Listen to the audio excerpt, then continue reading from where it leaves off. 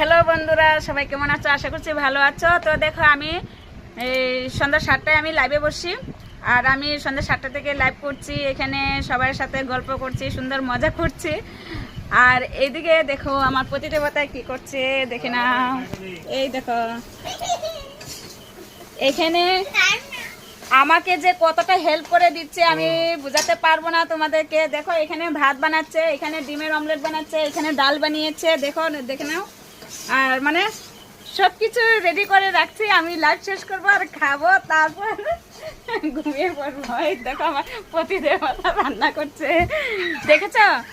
কার কার পতিদেবতায় এরকম মানে হেল্প করে আমার কমেন্টে একটু জানিও তো সবাই, দেখেছো? আর আমার শরীরটা অনেকটাই খারাপ আছে, এখন ডাক্তারের কাছে গিয়েছিলাম, এসে আমার লাইভের টাইম হয়ে গেছে আর আমি লাইভে বসে গেছি।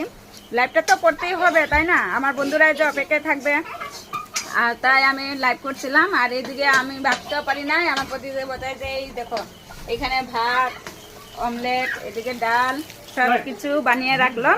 আর এদিকে আবার ছেলে মেয়েকে পড়াচ্ছে ও, এদিকে এদিকে আমার পতিদেবতা রান্নাও করছে, এদিকে দিয়ে আবার ছেলে মেয়েকে পড়াশোনাও করাচ্ছে, দেখেছো? অনেকটাই ভালো।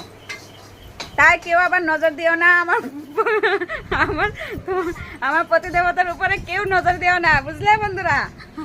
অনেকটাই ভালো। তো এখন রাখি, আমি একটু হেল্প করি। Tata, by.